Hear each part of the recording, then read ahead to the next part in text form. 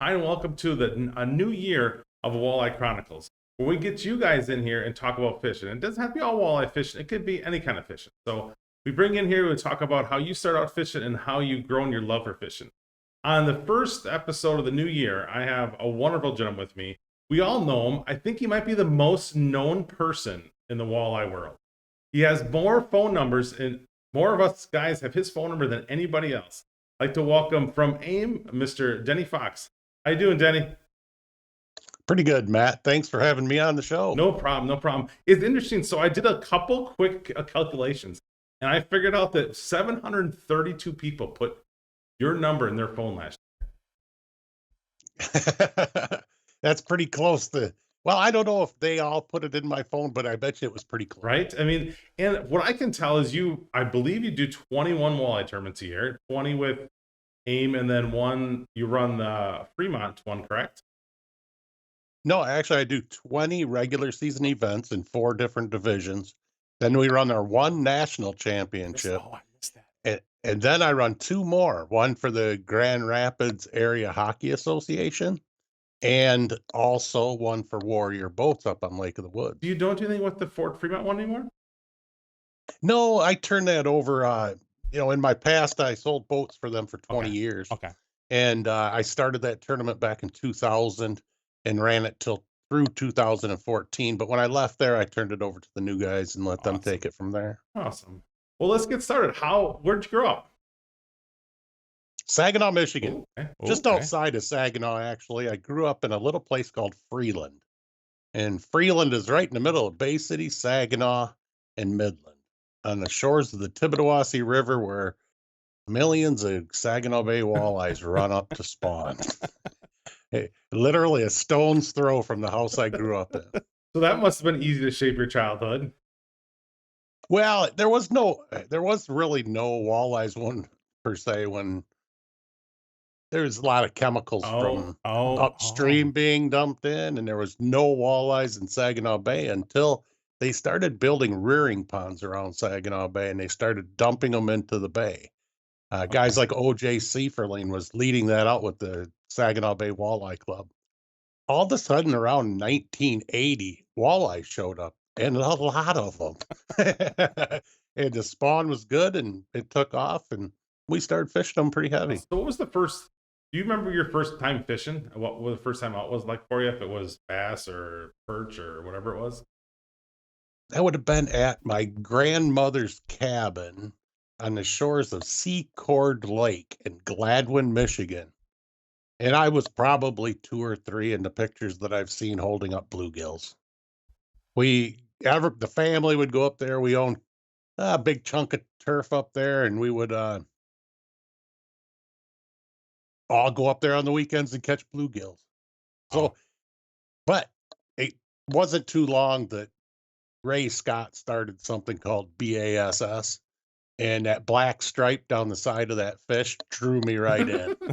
and there was a lot of bass in this lake because we would catch them. So when I was probably around 12, I started doing a lot of bass fishing, rowing out in the boat, going down the canal, pitching underneath docks, and learned a lot about fishing at that point. Learned a lot about things in general, like not falling out of the boat. And, we didn't have trolling motors. They wouldn't allow us to use their outboard motors, that meaning our fathers. Yep. So all we had was a 12-foot rowboat to go out in. Caught a lot of fish out there, I bet, though. Caught tons. It didn't take long, though. I spied a fish, back in the 80s, a 7980 with a white tip on its tail. And that just totally outweighed that black stripe altogether at that point. I still have my original BASS decal they used to send you. Oh, nice. I wish I had the letter from Ray Scott that he would send with it when you joined Bass, because obviously there's a lot of people that would enjoy seeing that these days. Right. So that you had obviously had friends and stuff that we would going out with, or you guys have a pack of guys that just kind of went all the time and after school, and how'd that work? Yeah, the fishing. Well, we did a lot of sports. So, through high school years, I graduated in '82. So in the early years there, we were always, wrestling practice, football practice, baseball practice. We're always doing something, but in the summer times, that's when we would get a chance to fish a little bit more. It wasn't until I left high school that I started getting into groups of guys that I'd fish with. Then we became a little bit more, we had jobs, we had boats. The Saginaw River was absolutely on fire. Heck, I even started a shanty rental business on the Saginaw River with my cousin. We called it the 10-pound shanty rental because you could catch a 10-pounder out of our shanty. How many shanties did you have? We had 10 at one point. Did you guys just? Saginaw River's a dicey place, so you lose some. What were they made out of? Oh, we were pretty cheap about it. We actually made portables. So back then, you didn't have these flip overs. You didn't have all this stuff. Back then, we had 2 pieces of wood on the end and visqueen over the top. You'd fold them down, hook them up, and drag them up the bank. Oh, what are you charging for those today? Oh, if I remember right, it was $50 a day, and you could put 3 guys in them. Oh, that's not. We would open up the holes and light the heaters and meet them all at my buddy's bait shop in Saginaw, and they would follow us, and we'd start dropping them off at their shanties. And when they were done, they would call us and from the bait shop because there was no cell phones back then. Oh, that's pretty fun. How old were you then? Oh, I must have been 22, 23. It was 86, 87, and that stretch there. Oh, there was a lot going on back then. But you suppose you used all that money for bait and stuff too, probably, huh? Well, I happened to have a 20-foot boat at the time, so most of it went right back into the throat of that. And in Michigan, it wasn't, yet again, some of our younger viewers don't remember these. They literally think we've had these big tiller boats and big windshield boats, the good fishing equipment that we've got today. Back then, it wasn't that way. I had a 20-foot Thunderbird boat with a 120 IO in it. That was our bay walleye boat. It was big and it could handle the waves out on Saginaw Bay. And I had 4 downriggers and a Willie mast on it. They were running big boards out there. And how much did that thing run you back? I can't even remember. It honestly was already 20 years old when I had it. So it probably cost me, a week's pay or something today. What was your first thing that you remember buying for fishing? Like a pole or electronics? What was the first thing you might have buying that you were proud of saving up? That's really interesting because the thing that I always wanted was a depth finder, a portable depth finder that I could put on any boat that I was in. So what I bought was Eagle Magna 2. Okay. How do we remember this stuff? That was forever ago. Yeah, my dad had the same one. On the portable box, 2 batteries inside, suction cup on the bottom, and you could take that to any of your buddies' boats and they'd be jealous. Yep. Because you had a depth finder and they didn't. That's crazy. That's crazy. Little fish pictures would come across the screen. It was the first LCD units, we had. But it was sure better than nothing. That's true. Yes. As a kid growing up, my dad had one. I don't know if he had the 2, but he had a Magnet something. And I remember just watching this. Would may or not catch fish, may not be in the fish. I don't know if the fish were actually not really understand worked. But at least I could watch the screen and go, okay, well, at least there's fish. I can't catch. Struggling as a kid trying to catch things, but it was nice to see that give you hope almost. We started to learn real quick that I think it was always in simulator mode because a fish would just come across from every now and then just to keep you interested in staring at that screen. But biggest thing is you had the depth. We found weed lines. Started to with them. We started to understand fish, and that was just about the time the PWT was kicking off. The MWC was coming into play.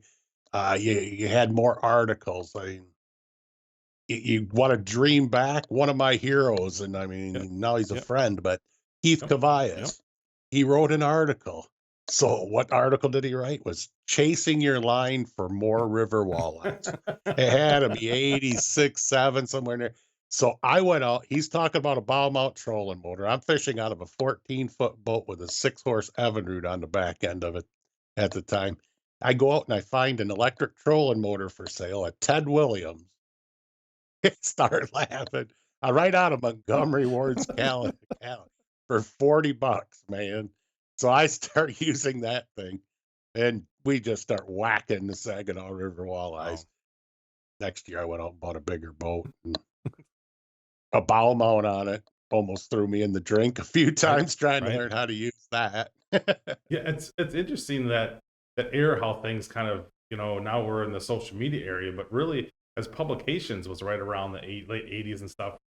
In Fisherman and all those other magazines really started. I mean, maybe I didn't have access to them before that, but it really first something I noticed that, I had to have the Walleye Insider to read all it.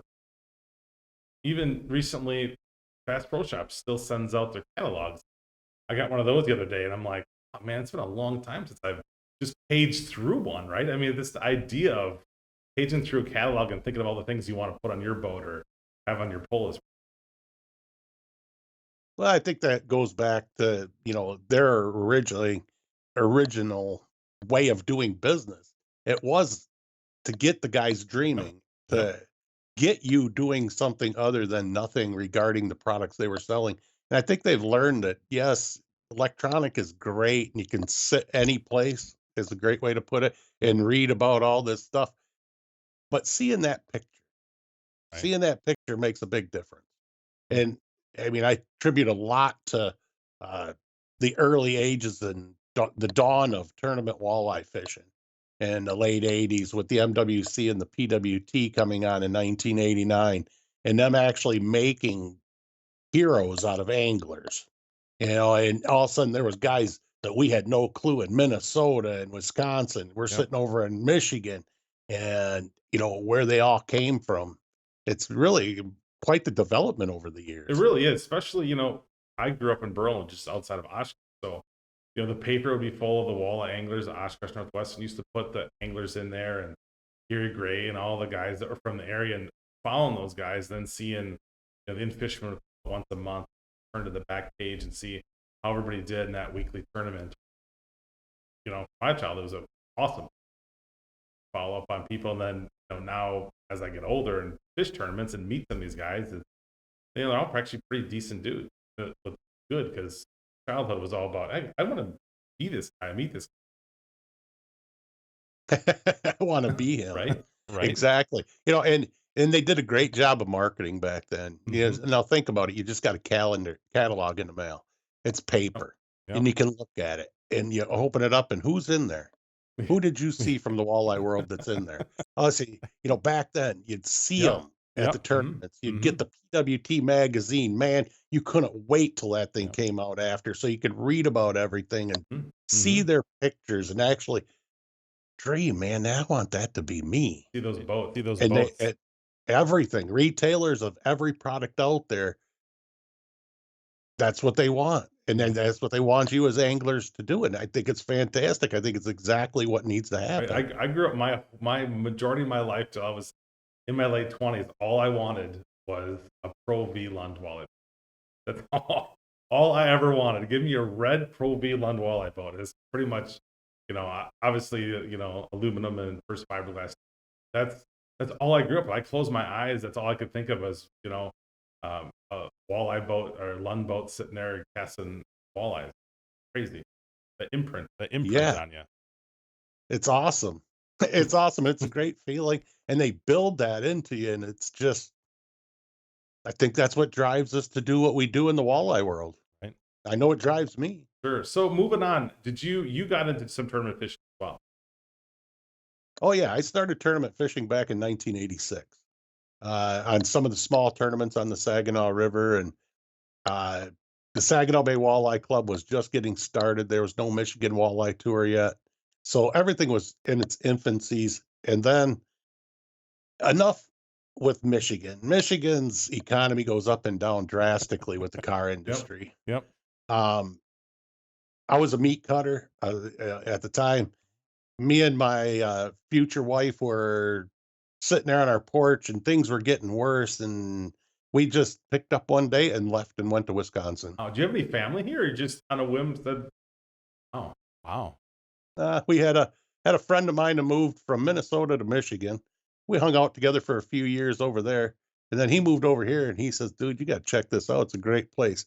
I says, yeah, we're sick of it here. We just packed up our stuff. I quit my job and So left. where'd you end up? Appleton, There you go. Wisconsin. There you go. So we got up in Appleton and I found a meat cutting job right off the bat and the world was good. And we had a little problem with the disc in my neck because meat cutting is not the easiest thing in the No. world. And I damaged the disc and there was no more too much nerve damage down my right arm to be able to work a knife all day long.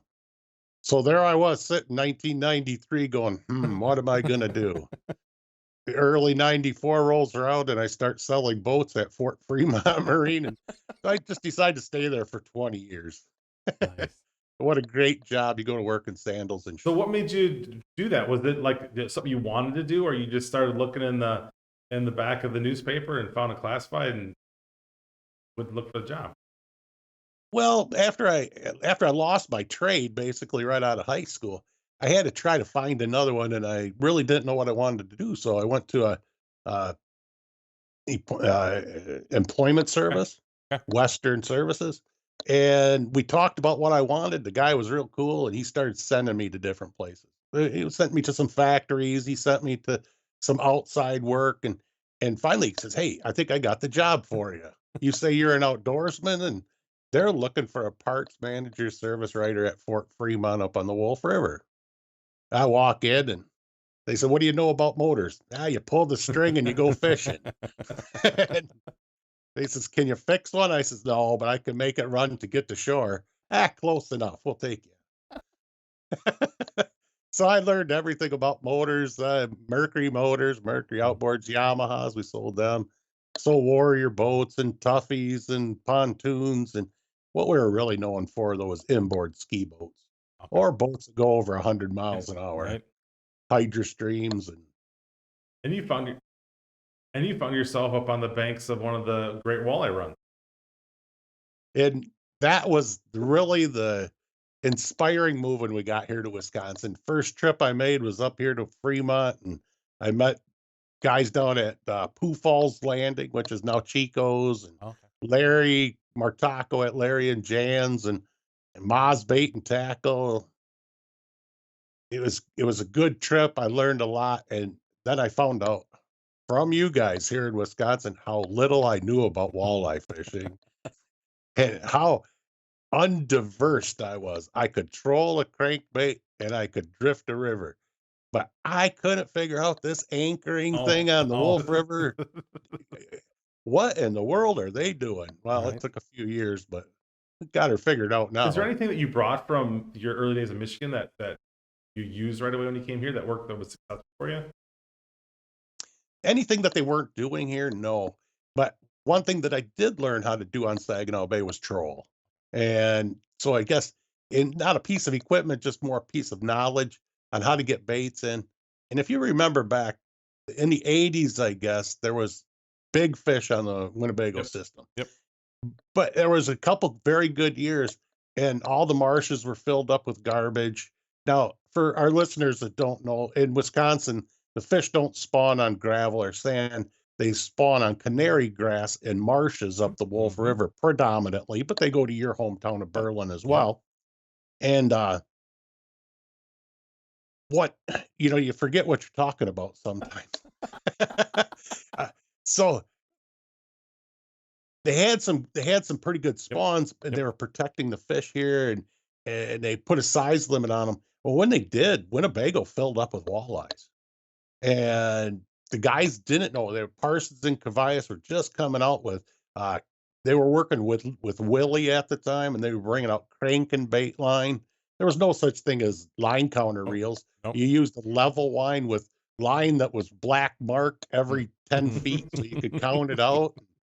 They were working with gosh, what were them boards they were working on? The first boards that they were working on before offshore boards, before they started working with them. Um, Um, but I was running big boards and I understood how to count out where you don't just let a crank cast a crankbait out and say that's good enough. I learned how to sweep the lines and count them out so I could tell where the baits were at on Saginaw Bay.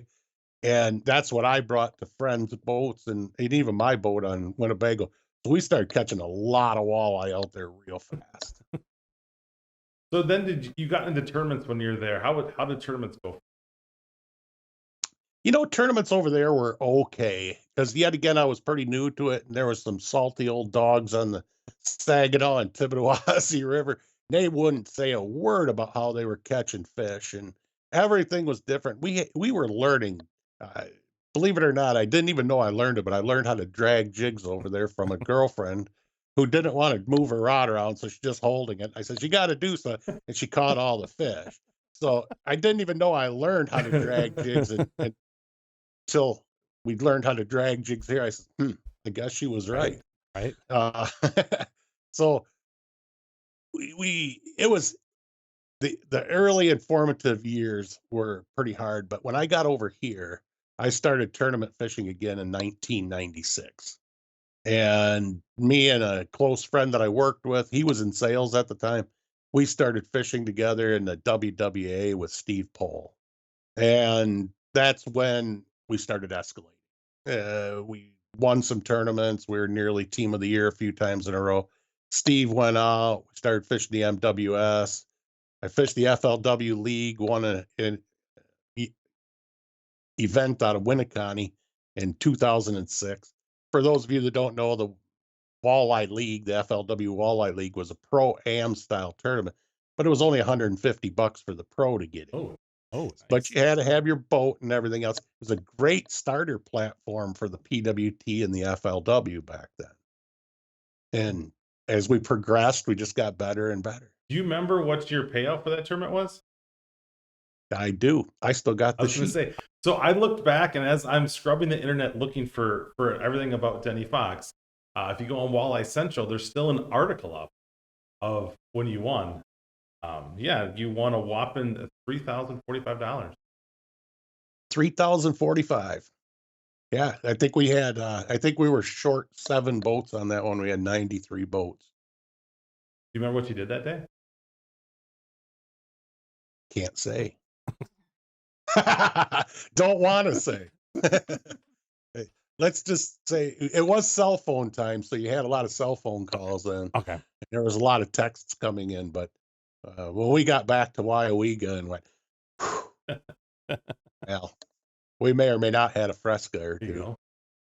Hey listeners, let's talk outdoor streaming.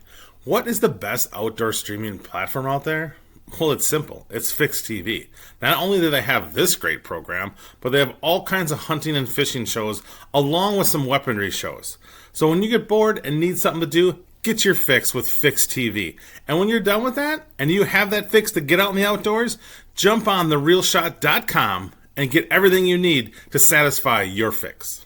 So you were in the tournament world, and then at some point you decided you got out of it and started doing directing. Well, Or is there, where did that change happen? it's actually a pretty good story. So, as time goes along, and I wanted to fish the PW. Okay. That was my total dream. The guy I went to high school with was fishing it. Other friends of ours from Michigan were fishing it. They were doing well. I was pre-fishing with them. It's like, I can fish with you. Right. I can fish with them. They're winning. I can win. I'm getting ready to go. I'm selling enough boats. I can afford to do it now. I got a 20-foot boat with a 250 on it. All right, Ready we're to go. good, Ready to man. go. I can go. And that year, the PWT shut down. Oh.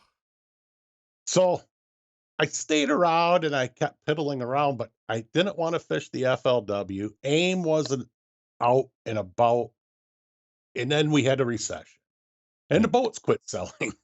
And of course, when you're a salesman that works on commission, you just pull your reins back. You'll weather the storm, but you just had to.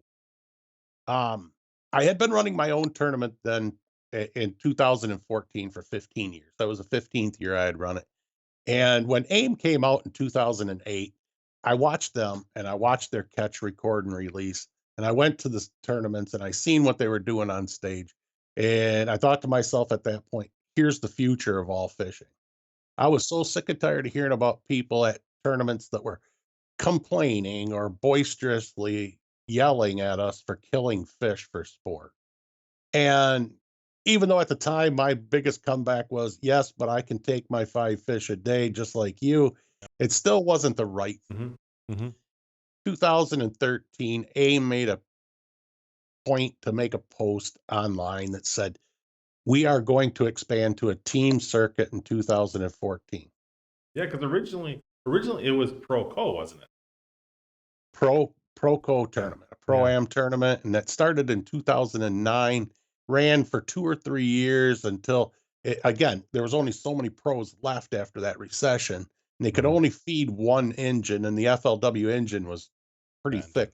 Yep. So AIM stayed in the game by doing one tournament a year called Pro Co. So you and I would be the pro, Matt, and then we would invite one of our Oh. friends Oh. to join, but he would get drawn with 3 different pros in 3 days. Okay. So you and I would be the pros in the boat, and then we would have a different co each day. And they stayed alive by doing that. They kept their sponsors and everything else, but 13 they decided the catch, record, and release is the future, but we Mhm. have to get it out to the people. People don't know what it can do, so they decided to start the weekend series. Now, at that time, I'd already been in the outboard industry for 20 years. You ever been someplace for 20 years? It was time to maybe jiggle that tree and do something different. So I called up Tommy Kimos and says, I want to run that thing in Michigan or in Wisconsin, excuse me. And he's like, all right, well, send me a resume. So lo and behold, they hired me. And I started running the Wisconsin tournaments in 2014. And at the end of the season, they asked me if I wanted a full-time job, and I quit my job at 20 years, and here I am today. Wow. It's funny you look back and you scrub the internet and there's so much things that came around when they first started. They restarted that in 2014. Just everywhere I look, there's the same news release out to everywhere. It was like flooded to the whole world. What was coming? So did you think this? What I mean, obviously we're getting a little ahead of ourselves, but did you think starting that this is kind of where it would end up down the road, or do you think it would? Did you think it would go faster or slower, or how do you think the burn rate? Well, I knew that catch, record, release was going to catch on. I just knew it. I had had my fingers into it enough to know what it was all about and how it would be treated. And of course, some of the guys are skeptical. And with technology, they thought they could do this and that. When they found out they couldn't, we got a lot of stop gaps in place on that. We'll get into some more of that after a while. The burn rate started the first year. So the very first tournament we had was in Winneconne, and we had 85 guys in Winneconne. In the next 2 tournaments, we had 100 Wow. in. And they only had 3 tournaments and a championship that year. And we had 285 entries out of 300. Oh. And that started the burn. So why do you why do you think? Is it because it's the catch and pitch and release, or is it because it's the weekend?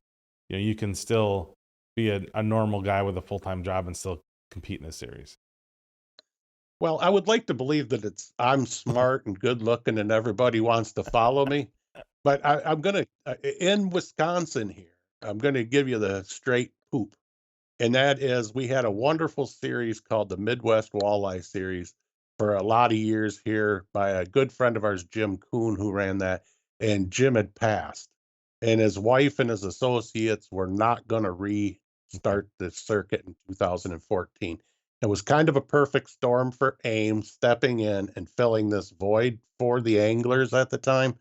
So because Jim was such a great guy, I do not want to take all the thunder that we're so great or anything. It was a setup between both of us, kind of. But in reality, I think Jim would have been out anyways, whether he got sick. And I think CRR was going to take Okay. over. I, Today we're so conservation minded out here, and it all led to AIM. Right. It all leads back to AIM. Right. So it's been 10 years, really. Yep, we got 10 seasons in. This is going to be our 11th Are season. you surprised there's tournaments out there that still do live weight? Well, I can tell you this by watching the world and watching the different tournament circuits who still keep fish struggle with all the regulations that are on fishing and the differences between the states and the things that I need to be aware of at any Hmm. given time. I always have to be on top of my game. I have to know what's happening out there. And they have to deal with so much more, Yep. man, because you can't do this here and you can't do that there. And but you can do this over there and not over here. And where are we going to have the tournament if we can't do this? And they're struggling with knowing all them rules anymore. And I'm just glad we don't Right. have Yeah, to that's a do full that. time job. Plus, I won't name names, but there's a lot of tournaments that's just still out there, and they're trying their best to keep fish alive, and it just at some point, you can't. It's tough to put a fish in a live well and bang it around for 8 hours, and yeah, they may swim away once they're released, but they ain't gonna make it long term. Well, barrel trauma is a Yep. real thing, and we all know it. And it's something that I think every tournament angler has to be cognitive of, even on the aim circuit, of how deep you're catching the fish, Hmm. how long you're keeping them out of the water. You need to process them fish, get them back in the water. But today's anglers are so conservation minded, man. Hmm. And I applaud them. If you take anglers by age groups, let's start at 90, the 90 to 80 group, they're going to keep every fish they catch. You know why? Because that's how they grew Right. up. And there's nothing against it. Yeah. And there's less of them from 80 to 70 and 70 to Yep. 60, which you hit about me about then, and 60 to 50s. Yeah, we're going to keep a few, but we know we can run down to the river, grab a few fish Yeah. for supper if we want to now. You don't have to go fill up coolers and Hmm. coolers and stack these fish up in your freezer because you're not going to eat them anyways. Yep. And by the time they get down around your age, Matt, you guys don't keep. Not very often, no.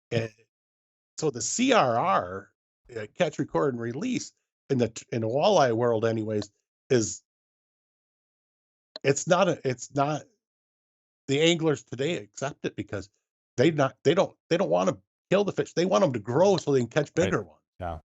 Yeah, we get into our as my age and younger more about the trophy and the picture and putting it on social media and all that kind of fun stuff than they are eating them, I think sometimes. Although I think, the funny part is the catch the catch and cook videos are so popular now because it's just weird that not a lot of people eat fish. I mean, I know quite a few guys eat fish, but like when I was a kid, fish was 3-4 times a week. That was pretty much a stable diet. And maybe I'm worn out from all those years eating fish, but now for me, it's like you said earlier, if we're looking for fish, we'll keep one day and all the rest get kind of tossed back in. Well, it's interesting too because we have access to all these recipes online and great cooks that are showing us how to sous vide them and yeah, how many people poach fish. I really just fell in love with poaching fish now because deep frying is always a hard Yeah. work. It takes a lot to them. A baked walleye, it's Yep. fantastic and so much easier to eat. And everything I just mentioned is always better fresh than it is frozen. Right. That's So when I true. want fish, we go down and grab Yep. some. So being that you're busy. You're really busy. Really busy. How much time do you still get to fish? Not much. No. It's it behooves me when we have a winter like this. Unfortunately, ice fishing's my chocolate because I've got time to Yep. ice fish. I could actually do this from an ice shanty, whereas I can't do my job from, let's say, April 1st till the 1st of October from a boat very No. well. I'm gone every weekend. We're doing something, we're working hard. But when we have a fall like this, the Fox River in De Oh. Pere opens up Hmm. early. You can get down there, whack some fish, get your jig on. The Wolf opens up, might be able to tag a few in there, do some anchoring, but then the season starts and it's just Right. mayhem What is your go-to tactic? in the Yeah. river. Just if you had this, if I said, "Hey, you got a day off today. We're going fishing. What do you want to do?" What would be your technique you want to do? Well, I guess it would depend on what time of the year, but let's say we're in the spring and it's the uprun, the fish are Hmm. coming up the river. I love anchoring. I would anchor every day over drift jigging for them things. I love to figure out their plan on how they're going to swim up that Okay. river. And when they take off and they get up that river, it's like kind of like NASCAR. They can't swim in the heaviest current, but they want Yep. to be right next to it. And you got to figure out where to put your boat along that line. Now, remember, they can't get out of the water and walk around you. So you got to figure out where to put that boat Yep. right in their way to be able to get them. And side scan on my Garmin unit sure do help that out a lot. What's the? Did you ever think that what the electronics when you bought that first Magnum, what they'd be now? No, no, today's electronics are just phenomenal. They still don't make the fish bite. No, not yet. Let's not get out over our ski tips here. They still don't put more fish in the boat. However, they can put you Yeah, over the fish a little bit a little easier. quicker too. It seems like. Yeah, yeah. It dampens the time spent out there to Right. learn. But also, it seems to keep me there longer. If the weather's bad, but I know they're there, I'll stick around a little longer than normal. I think in the past, if I would get miserable, there's really nothing to look and say, hey, there's fish there. I'd be like, I'm out of here. But now if I get miserable, I look down, I'm like, oh, they're still here. They're still here. I should be here. Yep. Yeah, they keep you around longer, and it keeps your Y- Yeah. entertain keeps your interest a lot longer if you know the Or your fish are attention there. span's better. There you go. So going into AIM, what were the first couple problems or first problems you guys had? Did you have problems the first couple years kind of getting going and doing the whole catch and pitch and release, catch record release? Sorry. Technology. Technology was not our friend right off the bat. We had great guys on the board of directors that were taking care of things, and one in particular, Jim Carroll, and I sat for hours on the phone. In fact, his wife calls me 4 hour Denny.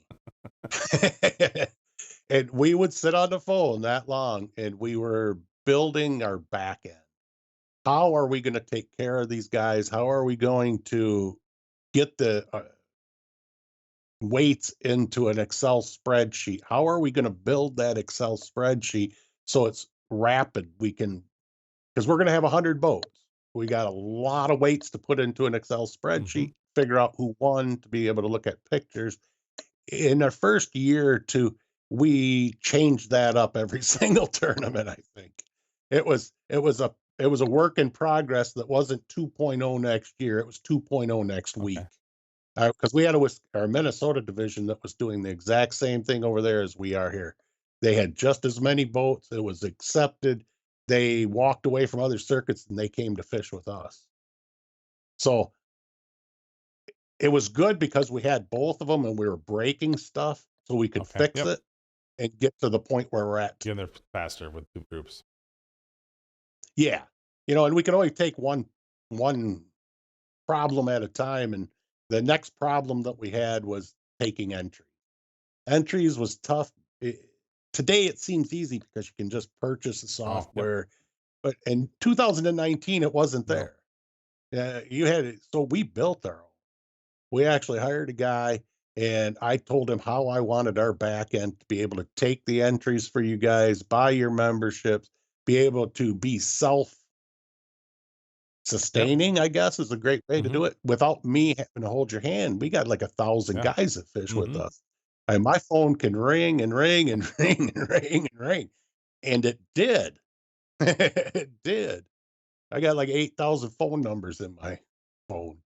It's So crazy. you had so obviously people came over right away and wanted to fish. Was there any pushback of people that were fishing still saying, hey, we shouldn't do this? Why can't we just go to this? Was there ever a point in the first couple of years people like, hey, you're established now, let's go back to taking live fish? Was there anybody that was out there chirping like that to you guys, or were you pretty much good to go? That's interesting you should say that because we just had a discussion just the other day with some guys on that. And they says, once you do catch, record, and release, there's no going back. You don't ever want to keep them fish in your live well anymore. You don't want to babysit them. Mm-hmm. You don't want to have a bump tank guy says, she's rolling over too much. I'm going to have to make that a dead one. You know, Having that ability for a bump tank guy to let you win or lose, nobody Yeah. wanted that again, especially at this level. Yeah, keeping fish At this alive is level, that's very stressful for an angler. If you know this, you're having a problem with the fish, and somebody in the boats their whole day is just gonna be babysitting that fish, and it's eventually it's gonna die, and your job is to keep it alive for a couple wiggles at the station. That's exactly right. Yeah, and you got good at it too, didn't you? Boy, I had gallon jugs Yep. frozen in my coolers. You take the cover off of them and put them in your live well, let it recirculate, keep that ice cold Nice. in there. Oh yeah, I could fizz fish, I could burp them out. Yep. I made sure my catch stayed Yeah. alive. My tank is stained blue. I mean, from the G juice, Oh, right? yeah, It's- they that's should put a right. little blue hint in Yeah. that when they make them. Yeah, it was interesting. It was a time and a place, but I think the future of all walleye fish. You think back on this for a minute, Matt. In 2008, when AIM released, got together and they released catch, record, and release, there wasn't one tournament, bass or otherwise, that was doing that. Now look at how many Mm-hmm. are doing it in a variation of some sorts. AIM led the Yep. way, man. Sure. We brought it to the For masses, sure. Is there even in 14. right? Yeah. So is there so as you guys kind of morph through what you were doing, um, I always wonder what happens in the trailer. It's the secret trailer that gets pulled up and the doors get closed. No one comes in and out of that thing, and we all stay on the outside stare, waiting for that door to open up after an hour. How stressful is that knowing that because you guys generally do, everything has to happen that night yet, right? And if it's a bad weather day and you guys are sitting in the trailer and we're all kind of, if it's a ways away from people's homes, is it stressful in that trailer of hey, we got to get this done and get moving on, or is it you guys just taking your time, or all is your everything just set in kind of stone of what you do and you just kind of plow along and get it done? Well, back in 2014 when we started, we didn't know when we were coming out of that trailer. We honestly didn't. We were still building the process, and we hadn't broke it enough to know what we needed to do yet. So over time, we became a process. So for all you guys out there that are wondering if Denny's just in there having cocktails while he's making you wait till 5 o'clock to go home, we're We all not. assume it's So done right away. You guys just having supper. that's right. They think that we could do this. So let me tell you what I Okay. do. Here's how the process goes. We got 100 boats in a tournament, and if you're in the second flight, you're not due in until Yep. 3:15. So then you come in at 3:14 and you checked in and you're good. You're out there. So then you get in your boat and you look at all your pictures and you do everything else. And by 3:30, you've buttoned it up and now there's people coming and going at the docks. And at 3:40-ish, you finally get on the dock and you bring me up your packet. You realize nothing's happened to that packet yet. Okay, you still got it. So you bring it to me and somewhere around 3:45, we get the packet. That's what our goal is every tournament. So the faster you guys can get them to us, the faster it That's is. fair. We get into the trailer. Now again, we've got our own softwares now. We've got all this other stuff. And we have one person reading me the weights that the anglers claim to Okay. have. We put them all into our spreadsheets. We can organize it. They come to the top. And remember now, we've got the new pay scale started Yep. last year. So with 100 boats, we got 20 guys that are going to make money. Now, that means we've got to line up them 20 boats, starting with number one, take out their cards, take out their SD card, put it in the computer, make sure the fish are in order, like I keep saying every single time. Go down that card, make sure that you have the appropriate sizes, everything's right, add the scorecard up to make sure you scored it right, and then do that 20 times 2 minutes, unless there's a problem. And if you did a fish backwards or something else, then I've got to call you Yep. in. We got to discuss it, or we're going to show it to you after. Usually after now, but we've got to find another packet because we're not going to announce anybody on stage when we're out there or post it that's in the money and then have them have a bad I fish. gotcha. We just don't think that's good for So do anybody. you said you pull out the kind of get an idea of where everybody's at and you have the top 20. Do you guys go down below that just to make before you announce? So say there's 20, you paid a 20, you pick those 20 out, and then do you guys go down another 5, 10 just to make sure there's nobody that's or in case something happens? Or I guess it maybe doesn't make any sense. Does it make sense? Well, I know what you're saying. So you're thinking, well, maybe some guy added Yeah. his up Yep. Do you go wrong. down a couple more extra in You know, case if somebody drops out of that top 20? it nobody's going to be dropped out of my top 20, but is there a possibility? And I think it did happen in one tournament where a guy did not add his card up Okay. correctly, and he made it into the last spot because he was that close to him, and he just had a error. And of course, everybody understands it was just an error in adding, and we never penalize anybody for an error in adding. We just don't do that because that wouldn't be right. It's cold out a lot of times. The numbers are little. You write down the wrong number. The big thing is you've measured your fish, you've done that part correctly, and you've got it on the board, and you picked out your 5 fish that you want to score. That is what we declared to be the most important part of your day. Gotcha. So is there like a weird army lights that come on, like green lights in there, or red lights that come in there while you guys were in there? Green lights. Like an army ship lights or something? No, we just use we just have these battery powered lights, and mostly we crack the door a little bit, and So everybody but we could get everything entered pretty quick. everybody has their own what to do though in there. It's a pretty Oh, yeah. rundown system. Oh yeah. Okay. Regimented. And it has to be. There's no time for laughing and giggling or talking. I don't allow anybody and I don't let anybody in there to actually see our process, to fair. be quite honest with you. If you notice something, we don't put out official results. hmm We put out unofficial results, and there's a reason for that. When I get home, then I've got 100 packs, and I got who I call my packet girl. My buddy's daughter was doing it for a while. We've got a new one this year, but she comes over and breaks down all them packets and gives me the scorecard and the chip. Oh, okay. Now we've already looked at the top Yep. 20, but I look at every single other packet and every single fish from every single tournament angler in that tournament. Okay. I copy the thing. I've got a separate computer. I load the pictures into that file, so I keep them forever. Whoa. So I've got fish pictures. Whoa. You want fish pictures? I got That is crazy. and so we keep them all. We reset everything. She puts the packets back together and gets them back in our bins for the next one, and then we release official. And some of you guys may know you were down in 50th place or Yep. something. I send you an email and you got a bad fish, dude. Sorry about it. And, well, it didn't matter. I didn't make any money. However, for team of the year Points. and for getting placements into the national championship, all the other stuff that you can do, you have to make sure that everybody's. And I've thrown out the last place guy with one fish that was 13 inches long because he wrote it down as 14.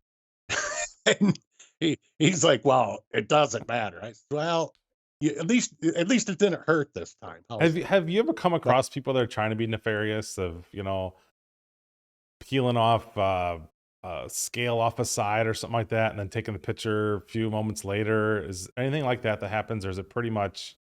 Are you guys able to pretty much pick everything out? We've got You don't have to tell me people. we've got a way of processing pictures that them things are just picked right up. You would if you were damaging the fish that much to try to take a picture of it the second time, our cameras, our stuff would pick up on that, throw that out, say, "You better start taking a look at this stuff." All of a sudden, you got a tail that's all chewed up or something. Cut down shorter. Have we ever had it? Exactly. Ever had it? I'm not going to say that it hasn't slipped through because that would be pretty stupid of me to say that. However, it wasn't in the money. Okay. It absolutely was not in the money. Okay. Could it have been farther down? Could they have tried something farther down? There's a possibility. However, I believe my anglers are stand upright guys. I believe every one of you guys that fish with us love to do it, and you're hoping that it's a fair playground for everybody. And a few of the bad ones that were on the edge of things, we have asked to leave and moved along from. Okay. So That's good to know. I mean, it's one of those things where you just, people sit in the boat and you have a long day and you're wondering, and about whatever, but it just everybody wants to make sure everything's on the up and up, right? And with the new technology or with the way things are done, it's always in the back of everybody's mind sometimes. Has there been any talk or anything about you guys ever thought about going to length, or is the weight conversion pretty much where you guys can stick with? And where'd you guys come up with those conversions? So right out of the gate, they took a Wisconsin report and a Minnesota report because that's where they were going to start most of their tournaments as pros anyway. And they blended them together to come up with the Okay. conversion chart. Is it perfect? No, I've seen fish out in the Dakotas that were just piggies, but they were, man. It's like the back fat was coming right over their head. It was just, they're just huge. They wouldn't grow. They just got wide. And yes, they're gonna weigh more. And I've seen skinny fish that are gonna That's weigh true. less. But you got to remember, a 27-inch fish is a 27-inch fish. It's relative to what everybody else is catching. That's right. Everybody's on the same playing field. Now, would we ever go to an inch tournament?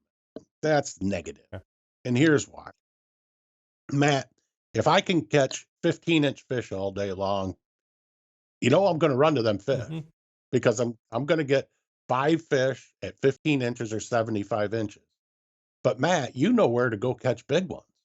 And you're going to go catch a 28 and a 27 that are going to absolutely crush Oh, I gotcha. in weight my fish, Hmm. but you aren't going to win. Mm, So it doesn't promote anybody I to go gotcha. catch big fish anymore because your two big fish can't beat my five I small fish. gotcha. That makes Doesn't sense. add That up. makes sense. I didn't think about that far ahead. My other question was, have you guys ever thought about doing like kind of like you only get to card 5 fish instead of the whole you can card, keep carding your fish, adding up what you want if it way where you only can put 5 fish on the card. Kind of like you would get to the kind of atmosphere like you do, like say with live weight. I mean, the best thing about to me, I don't like the fish that we have to keep them, but the live weight aspect is you only get to put 5 on your card. Is there anything of that you guys ever talked about doing, going down that road at all? Of had where you only can put 5 fish on the card? Well, I think going back to the origins of AIM, it wasn't the intention of the. Now, we were started by 77 industry professionals. They're all household names. You would know Yep. every one of them. It's owned by them, but it's not particularly run by anyone. We're run by a 5-man board of directors, whom I answer to. And freedom. Freedom's a good word. Let's start with that. Uh, What this gave what AIM gets is freedom. Up on Green Bay, we have the freedom to go wherever we Hmm. want. Now, there's other tournaments that have to abide by the southern boundary lines, the northern boundary lines, the northern group. We get our permit says go wherever you want, Denny. Hmm. And Michigan doesn't raise a stink over any of it. Um, Trying to live underneath the rule of uh, slot limits and only being able to box 5 fish, and that was all them problems that are out there in the world today. Party fishing, Hmm. remember Yep. party fishing last year in a tournament on Yep. Bago? All of them are gone because nobody, not one state, says if you catch a fish, that's one of your 5 fish that you can catch today, whether you throw it back or not. It all says whether you put that fish in your live Yep. well. As soon as it succumbs to your live well, it's part of your daily bag Yep. limit. So freedom is what AIM Okay. brings the anglers. I know. Some of you guys are out there. Yeah, but Denny, you put a boundary up on the Brown County line for the Fox River. Well, there's certain things that we're Yeah. protecting too. We got to protect you from you sometimes, That's fact. and it's a fact. Uh, so it gives us the freedom to be able to use the whole I got you. system, use all the fish. And hey, listen, if you're good enough and you got 2 or 3 spots, you can go through. You don't have to worry about carding up that 21 incher and then wishing you didn't because you can go up and get 28. Yeah, that's true. So, um, wasn't gonna get other questions for you here. Do you feel that you have to distance yourself some from the anglers? A lot of these guys are your friends, but at the end of the day, you're the tournament director. Do you ever feel like, hey, I gotta, keep so much so at arm's length, or is it because of the way the CRR works, it doesn't really matter? That's a darn good question, Matt. as much as I would love to be friends with and have frescoes with them afterwards, and I do keep myself distanced because even though some of the guys are friends of mine and I've known them way before being a tournament director, um, when the day comes that I have to make a phone call and tell you you have a problem with the fish or something, I don't want them to say, "Hey, listen, come on, Yep. man. I did this," or "Remember we've known each other that," or um, I just think the position requires that. I think it just requires that you can be friends with them, you can laugh and joke, but um, as much as I'd love to get in some of you guys' boats and learn what you're doing, I just haven't done it. What's your biggest pet peeve on tournament day? What's the one thing that bothers you the most of us anglers? Tick tock, Time. tick tock. If you're not on time, I'm frustrated. I am on time. Everything has its place. Get out of my way. Don't try to make me do something different. Everything has to be on time. And if you notice, we're always on. Yeah, definitely time. It's 7 o'clock and it's time to rock.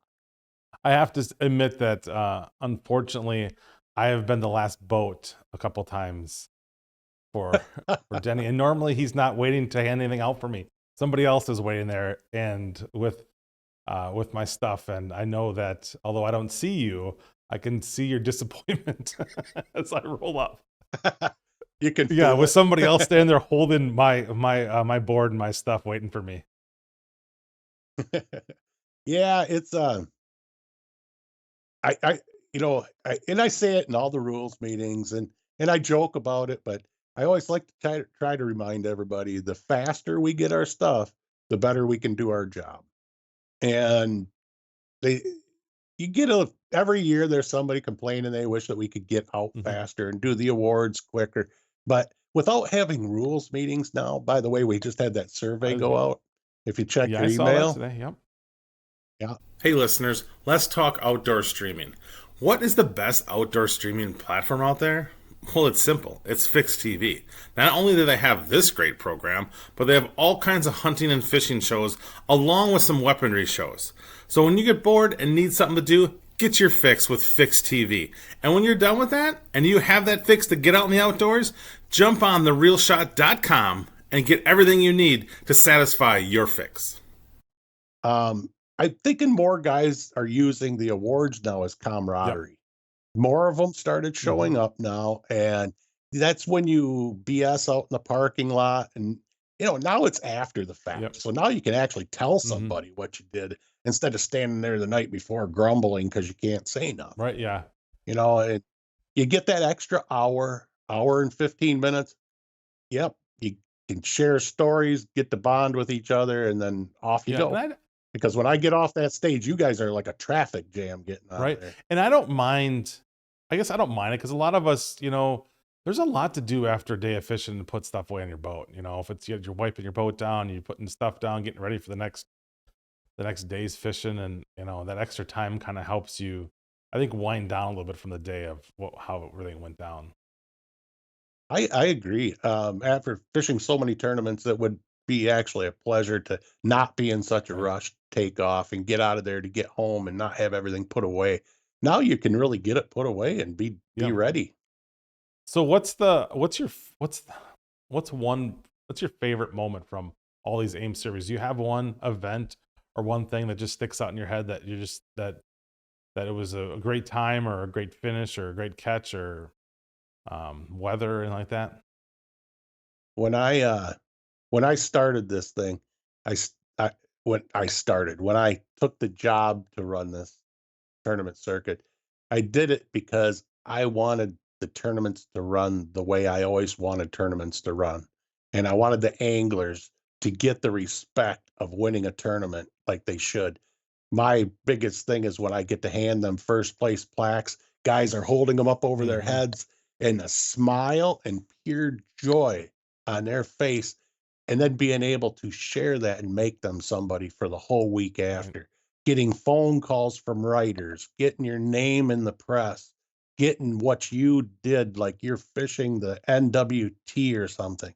You're somebody. And that's what I always wanted to do. That's what I always wanted to see. I always wanted to be that guy. I did win 9 tournaments in my career, so I wasn't really a slouch, but there wasn't nothing that followed. Do you get the same? When I won the FLW, they called it. That was Do you it. get the same rush and joy out of handing them trophies over as you did to winning? Yeah, I think I do. I really and truly think I do. I mean, it seems like just in, I think I fished with you for a couple years now. It seems like you're having a blast from the rules meeting to the very last bell. It seems like you're having the best time of your life. Great. That's exactly what I want you guys to think and know, because I am. And if I wasn't, I'd go find a new job and let somebody else do it for you. But no, I absolutely love what I do. I love to plan the events. I love to make sure everything's right as much as we can. And I know some of you guys are out there thinking, yeah, I couldn't plan the weather though, could you? No, I can't. No, There's only one man that can do that, and it ain't not me. right. But yeah, they can it disrupt your best laid plans. But outside of that, we tried to do everything exactly right for you guys. When it comes to weather, is there much? What's your standards for sending people? I know most places, the weather doesn't too. I guess you'd be the big lakes like Green Bay and things like that where it gets an issue. Is there a standard you guys have, or is it just kind of seeing? Because in the aim, what I like about the aim is you don't have to have a 25-foot boat. You can have, there's guys with 17-foot boats that have done very well, or smaller boats. Absolutely. So is there a different kind of way you look at things when you're in those bigger bodies of water full of weather? Well, and this is bad to say for the 17-foot guy, but he's not on my radar when I'm calling for bad weather. I'm sorry, but the 21-foot sleds that are out there, that's what we're basing Okay. on. But like on Green Bay, for instance, we canceled the second day of the Yep. championship last year. Heartbreaking, didn't want to do it, but nobody had arrangements to stay Saturday night. Yep. Everybody was going home anyway, so trying to fish on Sunday was impossible. But when you have a place where you have the Coast Guard, and the Coast Guard can tell you that there's a small craft advisory, they Yeah. mean it. They really and truly mean it. Yeah. It's Yeah, we got some big rigs out there, but they're all still considered small craft. their small craft advisory, and when I know guys are taking off running 40 miles, and in that particular tournament, guys, we had already had 17 or 18 guys turn their stuff, and they didn't care what I Yeah. was going to do. Okay. They weren't going on. They were done. And, they weren't close to the points, and there was zero reason for them to go out there and break their stuff in half just to fight it out for the last few I spots. gotcha. So on new news, you guys a couple years ago bought Walleye Angler Trail down in Iowa, right? Yeah, out of Iowa. So what was the decision to go and grab those guys and make it a name series? Well, remember AIM is Anglers Insight Marketing, and we're a nationwide based company as well as most of our sponsors are as well. It's all about leaving a footprint. We need to leave a footprint, and we're in North Dakota and Minnesota and Wisconsin. We're touching a lot of lives, but there's a lot of Illinois and Iowa guys down there, southern Minnesota, southern corner of Wisconsin, and that fish the Mississippi River, and they love to. And the Watt, as they called it, was up for sale, and it was an affordable piece to be able to plug into our program and help expand the footprint for our sponsors. How did the first couple years go for you? Or first year go for you? The first year last year was okay. It's about what we expected. Our tournament director down there, he stayed with us for a year, and him and his wife had done a great job down there, but they're going to be done this year. And Denny will be driving down there, and he'll be running all the tournaments. So Denny's basically, between Denny and his son Ben, Wisconsin, you'll get the chance to have Ben 2 times this year, but every other tournament, I will be there and I'll be running. Wow. So we'll be running all 21 tournaments in You AIM. could drive it nonstop. Is there any weekends left for you? No, 2, I think. Is there anything to go next, or how about a Great Lakes series? Well, if you look back on AIM in 2015, we went to the Great Lakes. Now, I thought I'd be going home and the world would be good, and they have a great tournament circuit over there called the Michigan Walleye Yep. Tour. But the Michigan Walleye Tour had been falling on hard times and they just weren't as good as they were. So that's when we decided, well, maybe we should go back over there. Well, we rejuvenated them real well. They're doing real good right now. They said, hey, these guys are going to take our thunder and our anglers. So they came back on real hard and we backed out after 1 year. And there's, if any of you guys have been to Lake Erie or Saginaw Bay, there ain't no such thing as throwing fish back over there. Catch, record, and release is not something them guys could care less about doing. That's where you go to stack up the logs of filet. And every guy's laughing right now because they know it. You go there, you catch your 6 fish a day, and if you got a little one, you throw it back and get a bigger That's one. funny. So CRR didn't really catch on over there in that 1 year, so we abandoned the Great Lakes. The board of directors and myself have been kicking around lots of different ideas. Nothing that I can talk about right now, but nothing that we have even set in stone about doing. But just hitting, we're ready. Something's ready now. Expand the weekend series that was talked about. Expand into other series that was talked about. So I'm sure as time goes along, you guys will hear about more and more. So let's touch on, you sent a survey out, which I thought was crazy that somebody would send a survey out because, you never know which gives surveys. And then you post the results this morning, which I thought was pretty cool. Yeah, I think you guys should know if you make the vote, you ought to know how it came out, huh? Right? For sure. Well, yeah, we get a lot of questions throughout the year. Hey, why don't you just let us use our cell phones? Them guys are using them anyways. Well, hey, dude, if they're using them, tell me who's using them, when they did it, so I can bust Right. them. Well, I never get that Yeah. information. They never see it. So we wanted to ask how many guys wanted to use a phone out on the water. And it's straight across the board, 75 to 80% want nothing to do with it. So that's what we'll be doing. We'll be sticking to Awesome. that. What's new for anything new for this year coming up? Well, there is a couple new things, but the one that I want to share today with our listeners, Matt, is we're making you somebody. I've added a media coordinator this Nice. year. His name's Jeff. Jeff has been working with me since the first year of the national championship. He's the guy that built that great show for the national championship that goes on where the fish pictures Oh, come yep. up, the results come Mhm. up, the picture of you on stage. He built that whole thing. Him and I dreamed, and over the years, that's where we came up with that. So we brought Jeff on as a part-time position to be our media coordinator. And that's why you're starting to see the surveys, the survey results, stuff I didn't have time I for. You're gotcha. going to see new newsletters coming on. But getting back to where I always wanted to do with this thing was to make you, the angler, somebody. You can do it yourself on Facebook. That's great. You can build your own world, or you can use mine. You can use my 35,000 followers. You can get your press time out there. Every single angler that fishes with AIM right now, I want you to make a note of this. Go to our page and follow it. AIM Pro Walleye Series, and follow our page. If you're not following it, we can't tag you. We're going to be tagging you a lot more so you will get shared out into yours. Nice. So we can help bring that to you. That's what media coordinator is going to be doing. We've also redid our website. We made some changes and we built a gallery tab Mhm. that's going to be at the top. So when we post the results, our tab will say gallery pictures and videos. You won't have to go looking through Facebook to find it. You'll be able to click on that and find you and your smiling face taking off, or your disgruntled face coming back, whatever happened to be the case. But here's the neat one for you, Matt.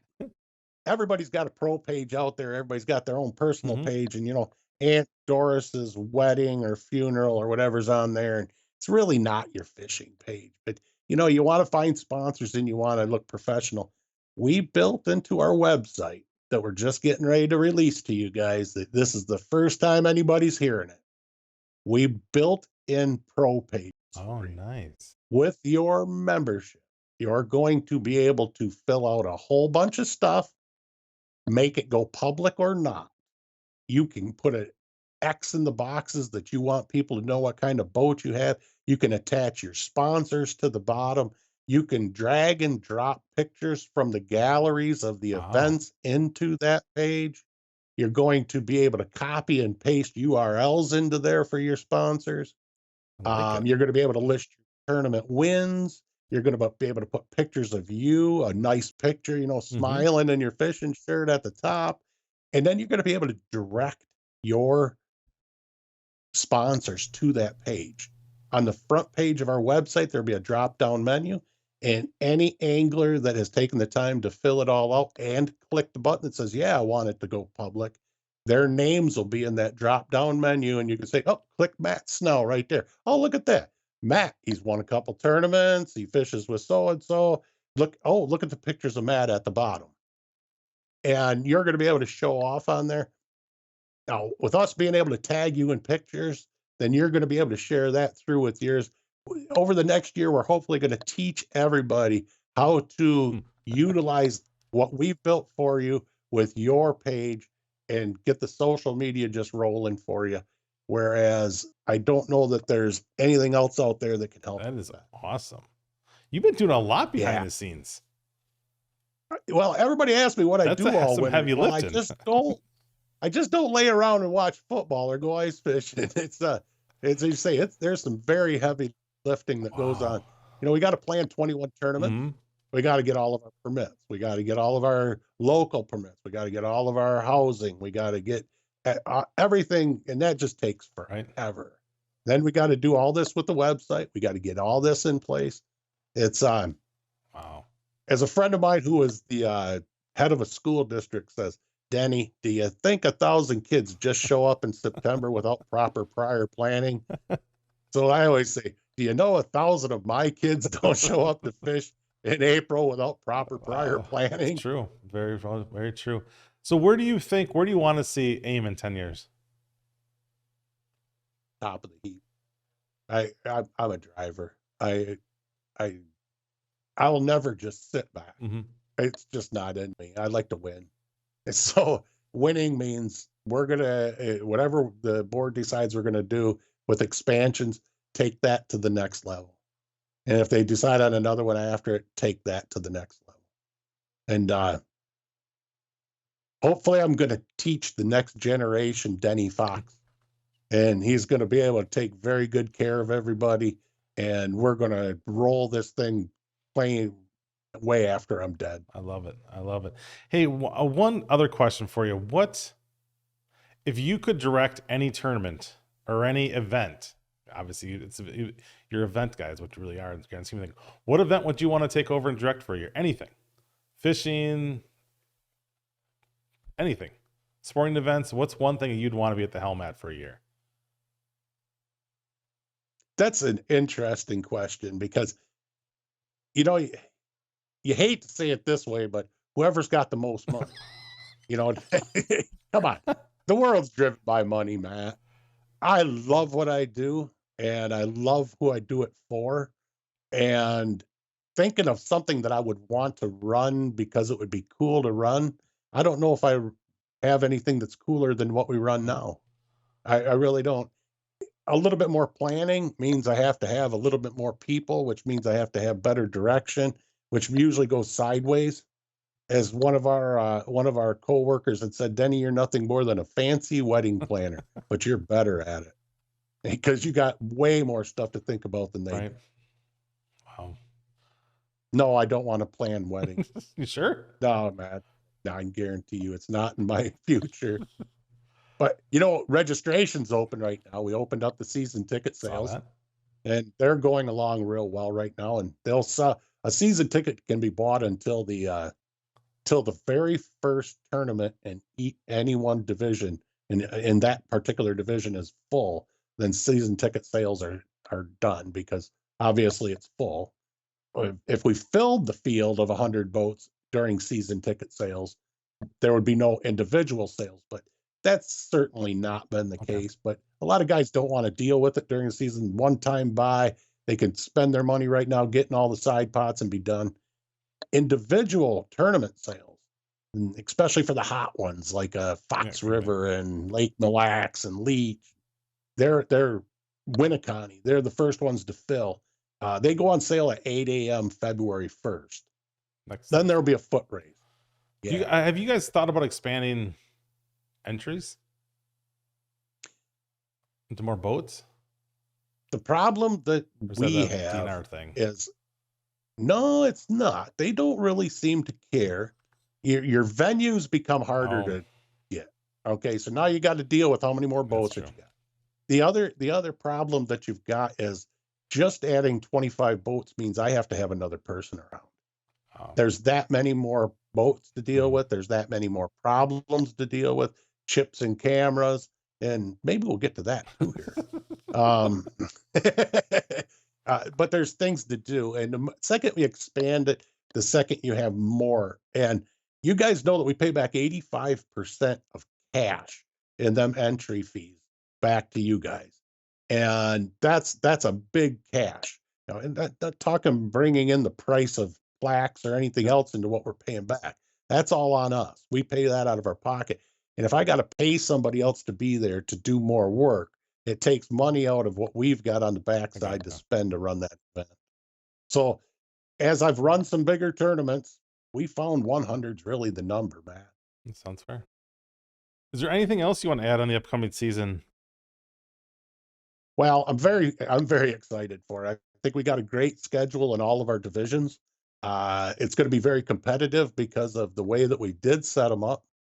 Different time framings, different. Fortunately, here in Wisconsin, we just don't have that much to go to. But but by mixing it up just a little bit, we got different ideas that we've been posing to the anglers for next year as well. And that seemed to go over pretty good. So in Wisconsin here, we've got a good schedule. In Minnesota, we really stumped them up and put them on a couple of rivers on top of their two big lakes.